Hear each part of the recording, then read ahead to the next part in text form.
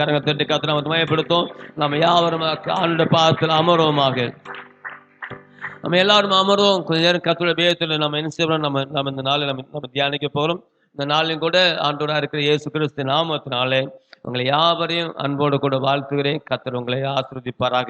Price the lord. Hallelujah, hallelujah. இந்த நாளின் தியானத்துக்காக யோசுவாவின் புஸ்தகத்தை எடுத்துக்கொள்ளுங்க. யோசுவா 1ஆம் அதிகாரம் அதுல 9வது வசனத்தை நாம் வாசித்து நம்ம அந்த பகுதி நம்ம தியானிக்க போகிறோம். நம்முடைய கர்த்தர் நல்லவராக இருக்கிறார். நான் உனக்கு கட்டளையிடவில்லை. ஆண்டவர் சொல்லுகிறார், ஒவ்வொரு மாதங்களும் நம்ம பல வாக்குத்தத்தங்களை நம்ம தியானிச்சு வந்தாலும் கூட கர்த்தர் சொல்கிறார், நான் உனக்கு கட்டளையிடவில்லையா? பலன் கொண்டு திடமனதாயிரு. சொல்லுகிறார், என் மகனே என் மகளே நீ என்ன செய்ய? பலன் கொண்டு என்ன செய்ய? திடமனதாயிரு. திகையாதே, கலங்காதே. நீ போகும் இடமெல்லாம் உன் தேவனாகிய கர்த்தர் உன்னோடு கூட இருக்கிறார் என்று கர்த்தர் சொல்கிறார். கரங்களை தட்டி கர்த்தரை மயப்படுத்துவோமா? Price the lord. Hallelujah, hallelujah. இந்த வார்த்தைகளை நாம் நன்றாக விசுவாசிக்க வேண்டும். வேதத்துல ஏராளமான வாக்குத்தத்தங்கள் உண்டு, ஆயிரக்கணக்கான வாக்குத்தத்தங்கள் உண்டு. Price the lord. Hallelujah. So எந்த வாக்குத்தத்தத்தை நம்ம வாசித்தாலும், குறிப்பாக ஒவ்வொரு மாதத்திலும் சபைகள் நம்ம சொல்லக்கூடிய வாக்குத்தத்தங்கள் நமக்கு வரும் பொழுது அந்த வாக்குத்தத்தத்தை வாசிக்கும் பொழுது ஆமென் ஆண்டவரே என்று சொல்லி யாரெல்லாம் அந்த வசனத்தை நீங்க விசுவாசிக்கிறீர்களோ நிச்சயமாகவே அந்த வார்த்தைகள் உங்க குடும்பங்கள் என்ன செய்யும்? அப்படி நிறைவேறக்கூடியதாக இருக்கிறது. Praise the lord. ஹல்லேலூயா. வேதம் எழுதப்பட்ட காலத்துல நம்ம இல்லை. சொல்லுங்க, வேதம் எழுதப்பட்ட காலத்துல நாம் இல்லை. ஆனா வேதத்தை எழுதின தேவன் இன்றைக்கு கூடவே இருக்கிறார். Praise the lord. ஹல்லேலூயா. சொல்லுங்க, அன்றைக்கு பரிசுத்தவான்களோடு பேசி பலப்படுத்தின ஆண்டவர் இன்றைக்கும் நம்ம பேசி நம்மை பலப்படுத்துகிற தேவனாக நம்முடைய கர்த்தர் இருக்கிறார். ஆமென் சொல்லுங்க. Praise the lord. ஹல்லேலூயா.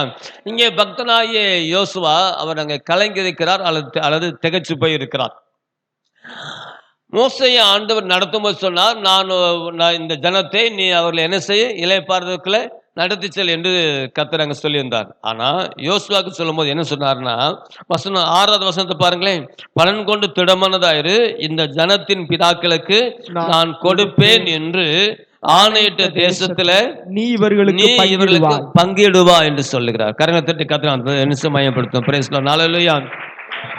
மோசையை கொண்டு வழிநடத்தி வரும் பொழுது அது யாத்திராமா இருந்தாலும் சரி, லேவியா இருந்தாலும் சரி, என்னாகமா இருந்தாலும் சரி, உபாகமாக இருந்தாலும் சரி, இங்கே எல்லாம் தேவன் சொல்லி வரும்போது அவர்களை இளைப்பாறுதலுக்குள்ள நடத்திட்டு வா என்று ஆண்டவர் சொன்னார். ஆனா இங்கே இந்த இடத்துக்கு வரும்போது இப்ப யோசுவாவை அந்த பகுதிக்கு தேவன் ஊழியத்தில் நியமிக்கும் பொழுது அந்த பக்தனை கர்த்தர் சொல்லுகிறார், நீ அவர்களை பங்கிட்டு கொடுப்பா என்று சொல்லுகிறார். அப்படி என்று சொன்னால் நீயே அதை செய்து முடிப்பாய் என்று கர்த்தர் சொல்றார். அதுக்கு அர்த்தம் என்ன கேட்டால் 7-8 வசனங்களை வாசிக்கும் போது சொல்லுகிறார், யோசுவாவே இந்த நியாயப்பிரமாண புஸ்தகமானது உன் வாயை விட்டு பிரியாது இருப்பதாக. Praise the lord. ஹல்லேலூயா. இதை நீ இரவும் பகல் நீ என்ன செய்ய வேண்டும்? வசனம் 8ல நீ தியானிச்சு கொண்டீர் என்று சொல்லுகிறார். 9வது வசனத்துல கர்த்தர் இன்றைக்கு நம்ம வாக்குத்தத்தமாக நம்ம வாசித்து இருக்கிறோம், நான் உனக்கு கட்டளையிட இல்லையா? நீ என்ன செய்? பலன் கொண்டு திகையாதே, கலங்காதே. நீ போகும் இடமெல்லாம் உன் தேவனாய கர்த்தர் உன்னோட கூட இருக்கிறார். ஆமென் சொல்லுங்க, ஆமென் சொல்லுங்க. Praise the lord. ஹல்லேலூயா. நம்ம அவரை நம்பி நம் காலை எடுத்து வைக்கும் போது நாம் போகிற இடங்களை எல்லாம் தேவன் ஆசீர்வதிப்பார். சில பேர் சொல்லுவாங்க, வந்தாலே விளங்காது அப்படின்னு சொல்லுவாங்க. ஆனா நாம் போனோம்னா அந்த இடம் விளங்கும். வந்தாலே ஆசீர்வாதமா இருக்கும்பா, வந்தாலே ஆசீர்வாதம், இவங்கள்ட்ட பேசினாலே ஆசீர்வாதமா இருக்கும், இவங்கள்ட்ட நம்மளோட பாரத்தை சொன்னாலே நமக்கு என்ன செஞ்சிடும்? இந்த கவலையெல்லாம் மாறிடும் சொல்லி தேவன் ஜனங்களுக்குள்ளே கீர்த்தியும் புகழ்ச்சியுமாக வைக்கிற தேவனாக இருக்கிறார். ஆமென் சொல்லுங்க. Praise the lord. Hallelujah, hallelujah. ஆண்டவர் சொல்லுகிறார், கலங்காதே, திகையாதே, நீ போகும் இடமெல்லாம் உன் தேவனாய கர்த்தர் உன்னோடு கூட இருக்கிறார். நீங்க வாசிக்கணும், ஆண்டவரே நீங்க என்னோட கூட இருக்கிறீங்கப்பா. நீங்க என்ன செய்யுங்க? சொல்லுங்க, நெஞ்சில கை வச்சு சொல்லுங்க, ஆண்டவரே நீங்க என்னோட கூட இருக்கிறீங்கப்பா. இந்த வாக்குத்தத்தம் இந்த மாசம் என் வாழ்க்கையில, இந்த மாசம் மட்டும் இல்லை, என் வாழ்க்கை முழுவதும் நிறைவேறணும் ஆண்டவரே. நிச்சயமாகவே தேவன் அதை செய்ய வல்லவராக என்ன செய்கிறார்? காணப்படுகிறார். Praise the lord. Hallelujah. Michael Rego என்கிற ஒரு தேவன் மனிதர் இருக்கிறார். சமயத்துல அவரை பற்றி கொஞ்சம் கேள்விப்பட்ட போது எனக்கு ரொம்ப ஒரு ஆச்சரியமா இருந்தது. அந்த மனிதன் சொல்லும் போது இவன் சொல்லுகிறார், அவர் பிறந்த நாள் தொடங்கி கஷ்டம், ரொம்ப கஷ்டம். அதாவது கஷ்டப்பட்ட குடும்பத்துல பிறக்கல, வசதியான குடும்பத்துல பிறந்தார். அவருடைய தகப்பனார் ஒரு தீய வழி நடக்கிறவராக இருந்தார். அவருக்கு மனைவிகளுக்கு பஞ்சம் இல்லை. சொல்லுங்க, யாருக்கு பஞ்சம் இல்லை? மனைவிகளுக்கு பஞ்சம் இல்லை. அதனால பார்த்தீங்கன்னா, இங்கே இந்த குடும்பம் இப்போ தாயும் பிள்ளைகளும் புறக்கணிக்கப்படுறாங்க.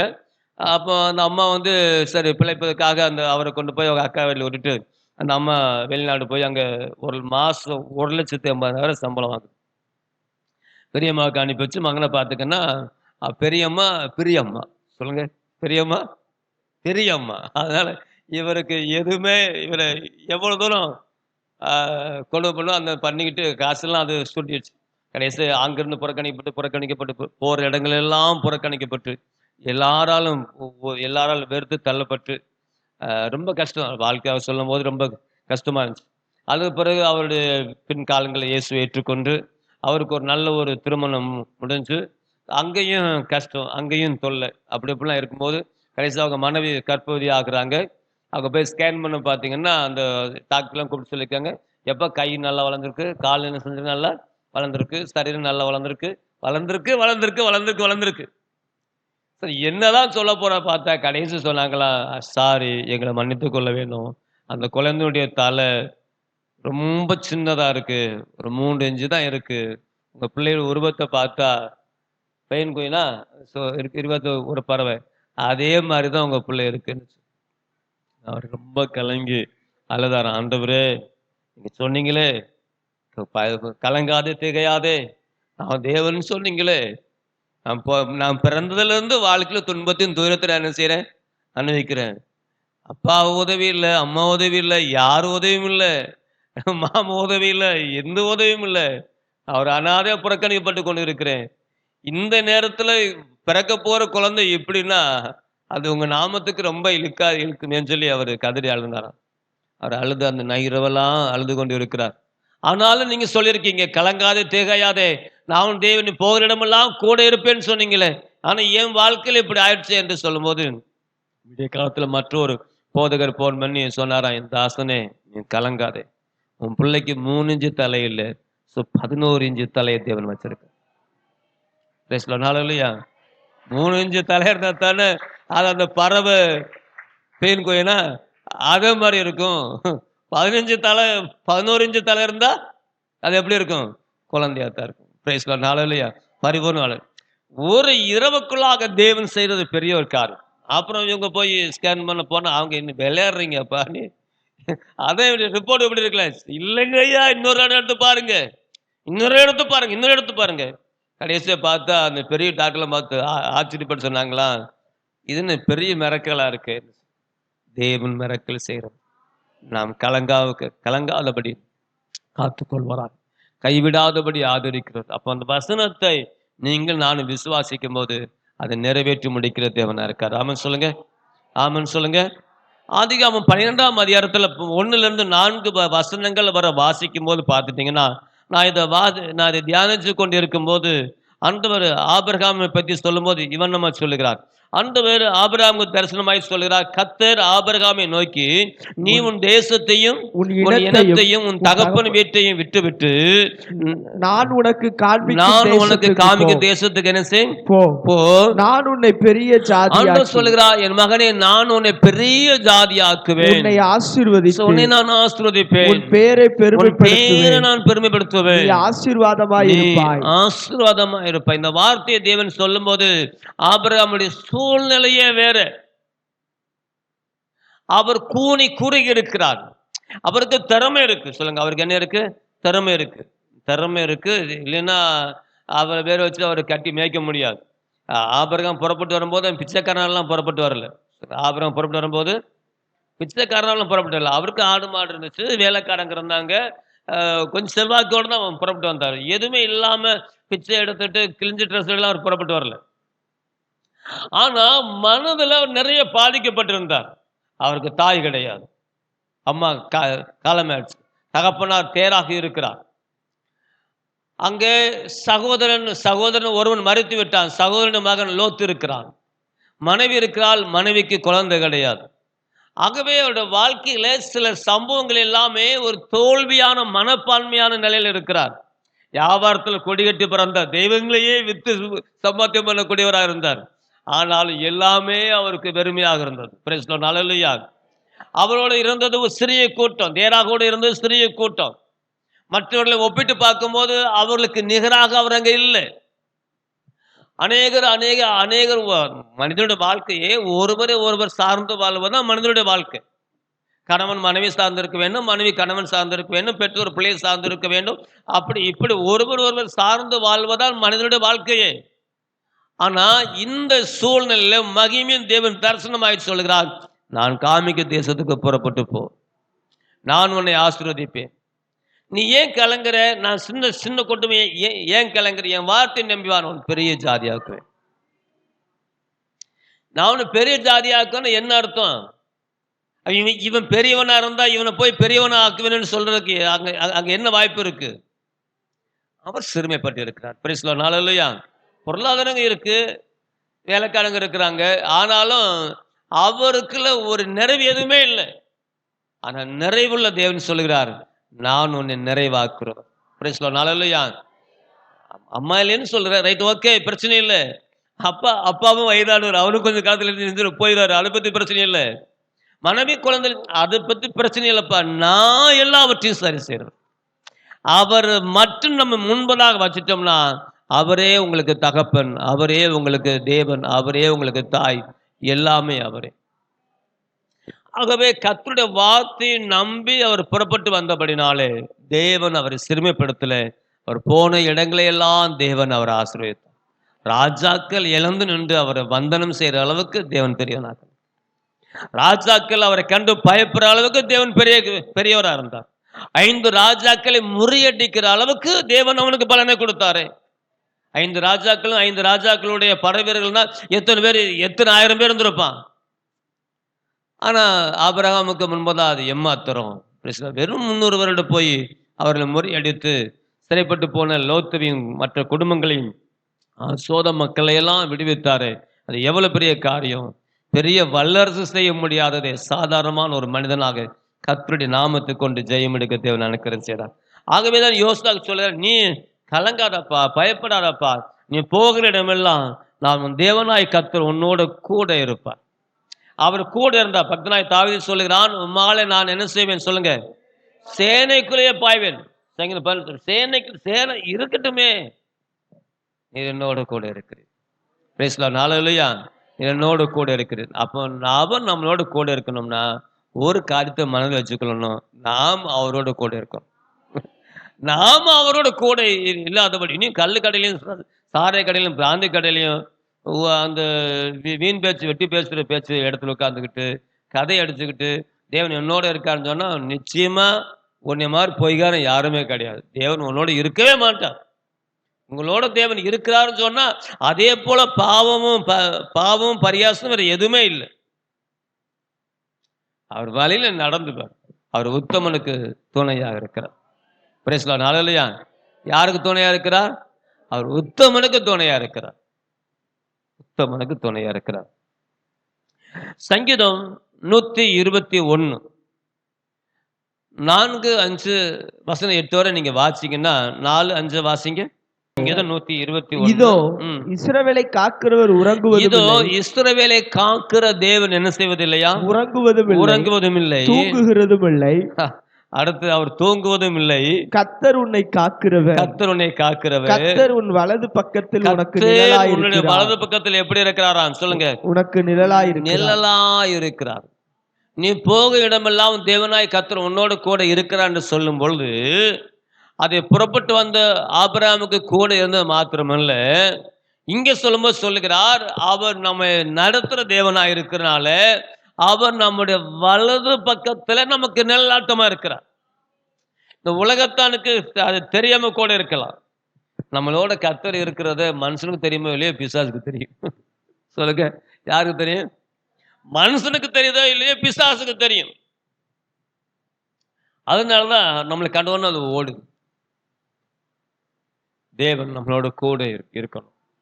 நீங்க எப்பொழுதும் அவரை விட்டு பிரியக்கூடாது. அவரை விட்டு நம்ம பிரியாம இருக்கணும்னா ஒரே வழி அவருடைய பிரமாணங்களை இரவும் பகலும் தியானம் செய்யும். இது நீங்க யோசிச்சு பாருங்களேன், நீங்க தியானிச்சு பாருங்களேன், உலகம் உங்களுக்குள்ள வராது. என்ன செய்யாது?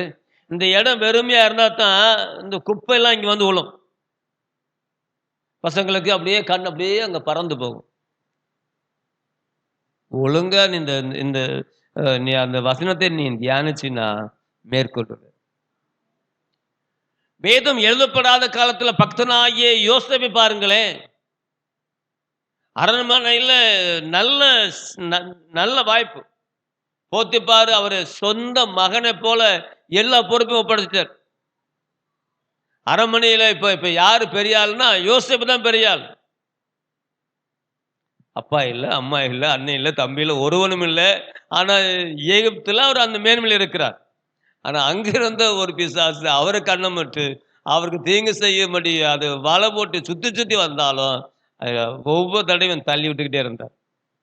சமயம் அவங்களுக்கு கிடைச்சு போத்திபாருடைய மனைவி அவரை தவறான காரியத்துக்கு இழுக்கும் பொழுது தன் ஜீவன் தப்பு அவர் ஓடி போனார்.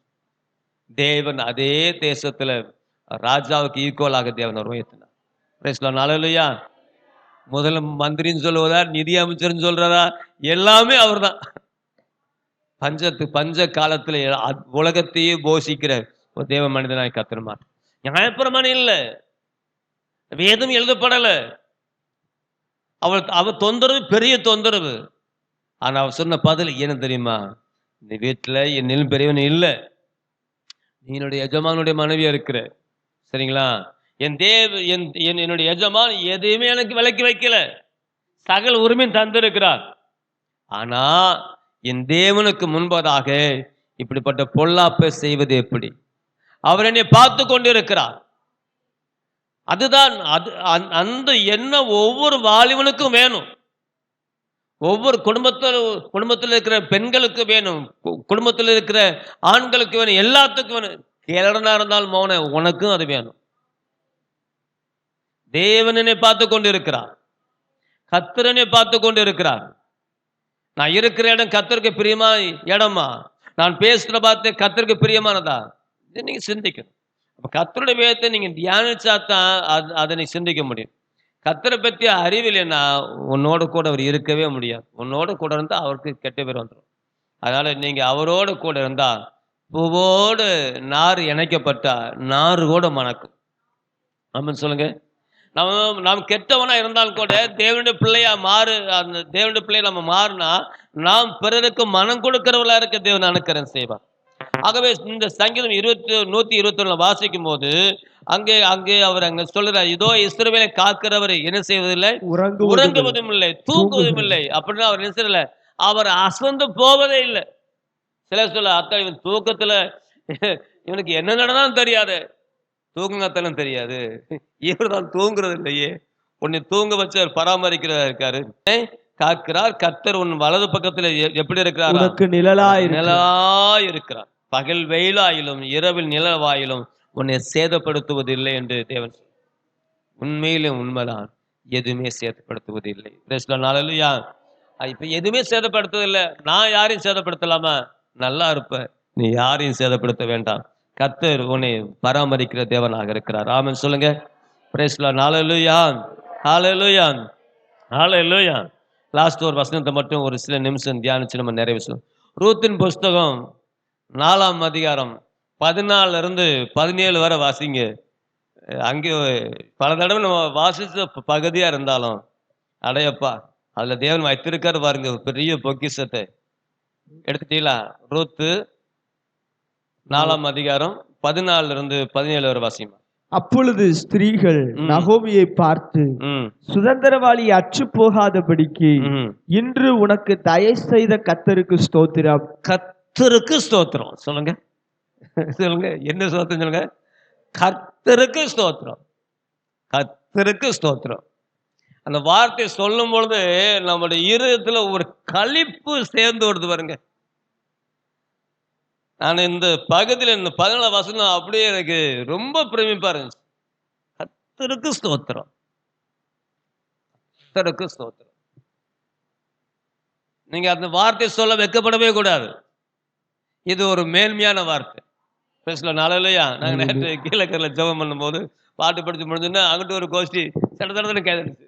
நம்மளெல்லாம் சத்தம் இரு சத்தம் போட வேண்டாம், அங்க ஒரு ஐடியா பண்ண முன்னாள் தங்கச்சி இருக்கும்போது அந்த நாட்கள ஃபர்ஸ்ட் நாங்க இயேசுவை ஏற்றுக்கொண்ட காலத்துல எங்க பார்த்தாலும் நம்மள அலையில அலையிலேன்னு சொல்லி கேள்வி பண்ணுவாங்க. பெரிய பரியாசம் பண்ணா.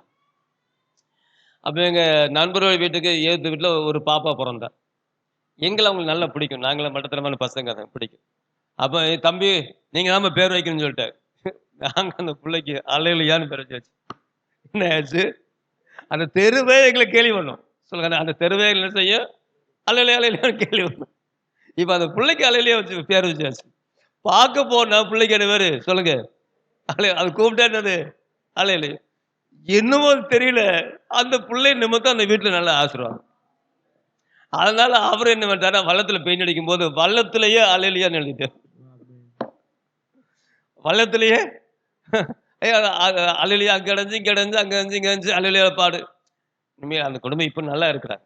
இப்ப அந்த பிள்ளைலாம் கல்யாணமாகி பேரும் குழந்தையெல்லாம் பெத்துட்டான்னு வைங்களேன். நான் என்ன சொல்றேன்னு சொன்னா, எந்த பேரை இழிவாக அக்கம் பக்கத்துல சொல்றாங்களோ, நம்ம பேரை வைக்கும்போது உருப்படியா வச்சனால பார்க்கிறவனு கேட்கிற எல்லாருமே எப்படியோ கர்த்தர் மகிமை அடைகிறார். பவுல் சொன்னது போல சிலர் வைராக்கியத்துல கர்த்தரை தேடுறா, ஒருத்தன் பரியாசம் எப்படியோ அவர் மகிமை அடைகிறார். மகிமை அடைவதற்கு பாத்திரமா இந்த குழந்தை விளங்குறனால இன்றைக்கு தேவன் அவளையும் அவருடைய பிள்ளைகளையும் கர்த்தர் ஆசீர்வதிக்கிறார். Praise the lord. Hallelujah. Hallelujah. Hallelujah. இங்கே நகோமியா துக்கத்தின் பாத்திரம். அவதான் சொல்லுறேன், என்னை நகோமியன்னு சொல்லாதீங்க, மாறான்னு சொல்லுங்க. என்ன எதுக்கு நகோமியன்னு சொல்றீங்க? சர்வ வல்லவர் எனக்கு கசப்ப தந்தாருன்னு ஒப்பாறு வச்சு அழுதவன். காலச்சக்கரத்துல தேவன் அவள் வாழ்க்கையில தலையிட்டார். அவர் மருமகள் இடத்துல தேவன் ரூத்தின் இடத்துல இறக்கம் வைத்தார்.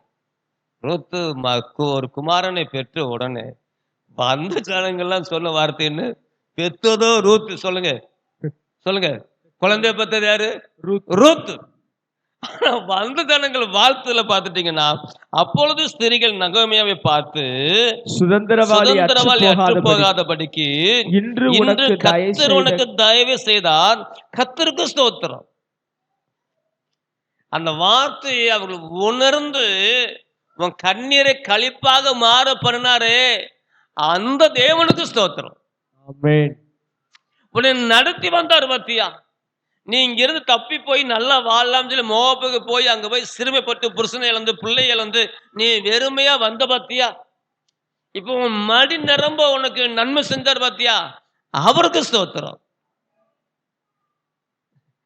வாழ்த்துனா அப்படி வாழ்த்துங்க. சொல்லுங்க, உங்க சொந்த பந்தங்களை வாழ்த்தும் பொழுது உள்ளத்தின் ஆழத்திலிருந்து கர்த்தருக்கு ஸ்தோத்திரம் சொல்லுங்களேன். எப்படி அந்த அல்லேலூயான்னு சொல்லி அது ஒரு ஆசீர்வாதமாய் மாறிச்சோ, அப்படியே கர்த்தர் உங்களுக்கும் அவர்களுக்கும் நன்மை செய்கிற கர்த்தராக இருக்கிறார். அப்படி நீங்க வாசிச்சு முடிங்க, நம்ம ஜெபம் பண்ணிடுறோம். அவன் உன் ஆத்துமாவுக்கு ஆறுதல் செய்கிறவனும் உன் முதிர் வயதிலே உன்னை ஆதரிக்கிறவனுமாய் இருக்க கடவன். உன்னை சிநேகித்து 7 குமாரரை பார்க்கிலும் உனக்கு அருமையாய் இருக்கிற உன் மருமகள் அவனை பெற்றாலே. ஆம்பளை பிள்ளை பெற்றவங்க எல்லாம் பாக்கியவதுன்னு சொல்லுவாங்களாம். அதுவும் 7 பிள்ளைகளை பெற்றுட்டான்னா அவளை ஊர் உலகமே வாழ்த்துமா. சொல்லுங்க, ஊர் உலகமே வாழ்த்துமா. ஆனா இப்போ உனக்கு 7 பிள்ளைகள இல்ல, 7 பிள்ளை இருந்து உன்னை வாழ்த்துறதை விட இந்த ஒருவனே அந்த 7க்கு மேலானவன். 7 பேர் இருந்தா என்ன செழிப்போ அதை விட அதிகமாக செழிக்க வைக்கிறவன் யாரு? குச்சட்டிக்கான கணக்கு. ஆனா தேசம் அதை வாழ்த்தக்கூடிய விதங்களை பாருங்களேன், வாசிப்பா.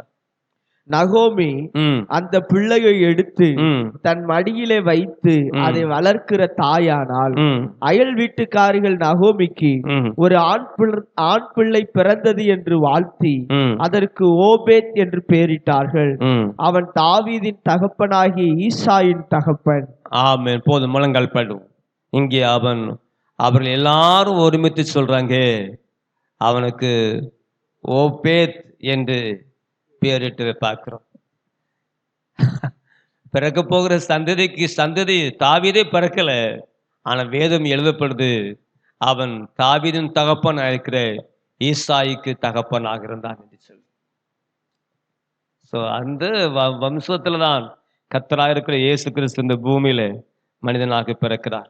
நான் என்ன சொல்லுகிறேன், நீங்க கர்த்தரோடு அவரை பற்றி கொள்ளுங்க. நீ போகிற இடமெல்லாம் உன் தேவனாகிய கர்த்தர் உன்னோடு கூட இருப்பார். யோசுவாவோட எப்படி கூட இருந்தாரோ அப்படியே உங்களோட ஒரு கூட இருப்பார். சில பரிசுத்தவான்களை நம்ம முன்னிட்டு நம்ம தியானிச்சாலும் கூட அவர்களெல்லாம் ஆண்டவரை தேடி வரும்பொழுது இருந்த நிலைமைகள் பரிதாபமான நிலைமைகள். ஆனால் அவர்களை பலமுள்ளவனாக மாற்றினவர் கர்த்தராக இருக்கிறார். நான் உன்னோட கூட இருக்கிறேன் என்பதற்கு அடையாளமாக உன் வலது பக்கத்திலேயே இருக்கிறார். அவர் உனக்கு நிழலாக இருக்கிறார். நாம விட்டு பிரியாதது நம்முடைய நிழல். நீங்க எங்க போனாலும் அந்த நிழல் வந்துகிட்டே இருக்கும். நீ கரடு முரடான பாதையில போனாலும் வரும், செழிப்பான பாதையில போனாலும் உன் நிழல் உன்னோடு கூட வரும். அப்படித்தான் கர்த்தர் உன்னோடு கூட இருக்கிறார் என்று சொல்லி சங்கீத வத்திலே நாம் பார்க்கிறோம். என்னை நகோமின்னு சொல்லாதீங்க, என்னை மாறான்னு சொல்லுங்க. சர்வ வல்லவர் எனக்கு கசப்பை தந்தால் என்று சொன்னவளுக்கு இப்படியா நீ சொன்ன என்று சொல்லி தேவன் அவளுடைய மடியில ஒரு மகிமையான ஒரு குமாரனை கொடுக்கும்போது பெத்லகேம் நகரத்தார் எல்லாரும் வந்து வாழ்த்தி, உனக்கு 7 குமாரர்கள் இருந்தாலும் இவனே இவனே என்று சொல்லி அந்த குழந்தையும் அவங்க வாழ்த்துனாங்க. அவனுக்கு ஓபேத்து என்று பெயர் வைத்தார்கள். அவன் கர்த்தருடைய பணிவிடைக்காரன் என்கிற அர்த்தத்துல அந்த பேர் விளங்குச்சு. உனக்குத்தான் மகன், ஆனா அவன் கர்த்தருக்கு பணிவிடைக்காரன், கர்த்தருடைய தாசன். கர்த்தருடைய தாசன் என்கிறதுக்கு அடையாளமாக ஓபேத் என்று அந்த பேரை அவர்கள் சூட்டினார்கள். மெய்யாகவே அவன் கர்த்தருடைய தாசனாகவே விளங்க தேவன் அனுக்கிரகம் செய்தார். நான் உங்களுக்கு ஆட்சேபிக்கட்டுமா? பரலோக தகப்பனே, இந்த கால வேலையை ஆசீர்வதிங்கப்பா. உங்க வேதத்தை நாங்க தியானிக்க எங்களுக்கு உதவி செஞ்சீங்க. மெய்யாகவே இந்த வார்த்தையில் ஒவ்வொரு மகனையும் மகளையும் ஆசீர்வதிப்பதாக. இதை பார்க்கிற, இதை கேட்கிற, ஆண்டவரே ஆலயத்தில் வந்திருக்கிற எல்லாரையும் ஆசீர்வதிங்க. உங்க குடும்பங்களையும் ஆசீர்வதிங்க. உங்க கையிட்டு செய்யற தொழிலை ஆசீர்வதிங்க. போகிற வருகிற இடங்களையெல்லாம் தேவக்காரன் உங்க பிள்ளைகளை பாதுகாக்கட்டும். இயேசு கிறிஸ்துவின் நாமத்தில் ஜெபிக்கிறேன் நல்ல பிதாவே.